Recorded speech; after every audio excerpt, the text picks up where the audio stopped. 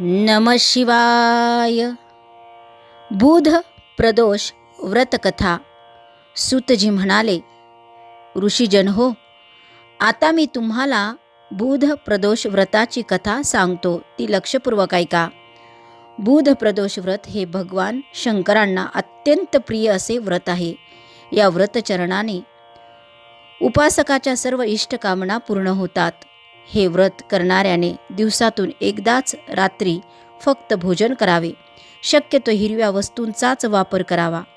धूप व बिल्वपत्रांनी शिवशंकरांची पूजा आराधना करावी. या व्रताची कथा अशी आहे. प्राचीन काळी एका पुरुषाने विवाह केला. पुढे काही दिवसांनी सासरचे आमंत्रण आले म्हणून तो पत्नीसह तेथे गेला. सासरच्या मंडळींनी त्याचे उत्तम आदरातिथ्य केले. त्याला आग्रहाने ठेवून घेतले. काही दिवसांनी तो स्वगृही जाण्यास निघाला. तो बुधवार होता. त्या दिवशी माहेरी आलेल्या मुलीला निरोप देणे शुभ नसते, म्हणून त्याच्या सासू सासऱ्यांनी व अन्य मंडळींनी त्याला दुसऱ्या दिवशी प्रस्थान करण्याची विनंती केली, पण त्याने कोणाचेही ऐकले नाही. महत्त्वाचे काम आहे, मला कोणत्याही परिस्थितीत माझ्या गावी गेलंच पाहिजे, असे त्याने निक्षून सांगितले बरं का. त्यामुळे त्याच्या सासरच्या मंडळीचा नाईलाज झाला. त्यांनी त्या दोघांना नाखुशीने निरोप दिला. तो गृहस्थ बैलगाडीतून पत्नीसह आपल्या नगराकडे निघाला. मार्गामध्ये त्याच्या पत्नीला खूप तहान लागली, म्हणून घशाला तिच्या कोरड पडली, म्हणून तेव्हा तो तांब्या घेऊन पाणी आणण्यासाठी गेला. काही वेळाने परत आला तेव्हा समोरचे दृश्य पाहून त्याला मोठे आश्चर्य वाटले.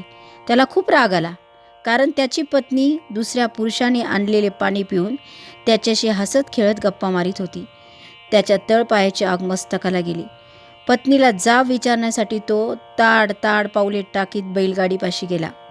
तेव्हा आपली पत्नी हुबेहूब आपल्या सारख्याच दिसणाऱ्या पुरुषाशी बोलत आहे. हे पाहून त्याला म्हणजे आश्चर्यच वाटलं. त्याची बुद्धीच कुंठित झाली. तो त्या पुरुषाशी वाद घालू लागला. त्याची पत्नीही संभ्रमात पडली. या दोघांपैकी आपला खरा पती कोण हेही तिला कळेना. ती रडू लागली. त्यामुळे मार्गाने येणाऱ्या जाणाऱ्यांची गर्दी वाढली. तेवढ्यात राजाचे शिपाई धावत आले. त्यांनी त्या स्त्रीला विचारले, काय हा प्रकार आहे? या दोघांपैकी तुझा नवरा खरा कोणता तुझा खरा पती आहे? ती बिचारी काय बोलणार हो. तेव्हा भर रस्त्यात ओढवलेला तो प्रसंग पाहून त्या पुरुषाच्या डोळ्यात पाणी आले. सासरची माणसे आज बुधवारी त्रयोदशी असताना जाऊ नका असे परोपरीने सांगत होती, पण आपण दुराग्रहाने त्यांचे ऐकले नाही. त्याचेच हे फळ आहे.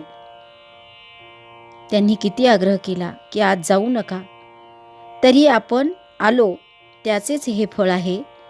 या विचाराने तो पश्चाताप करू लागला. त्याने भगवान शंकरांना हात जोडले, म्हणाला, हे प्रभू, माझ्याकडून अक्षम्य अपराध घडला आहे, मला क्षमा करा. भविष्यात मी असा आतताईपणा कधीही करणार नाही. तुम्ही माझे व माझ्या पत्नीचे रक्षण करा. त्या गृहस्थाने कळवळून अशी प्रार्थना केली. तेव्हा तो दुसरा पुरुष अंतर्धान पावला. मग तो गृहस्थ पत्नीसह सुखरूप आपल्या घरी गेला. त्यामुळे ते दोघे पती पत्नी नियमपूर्वक बुध प्रदोष व्रत करू लागले. नम शिवाय.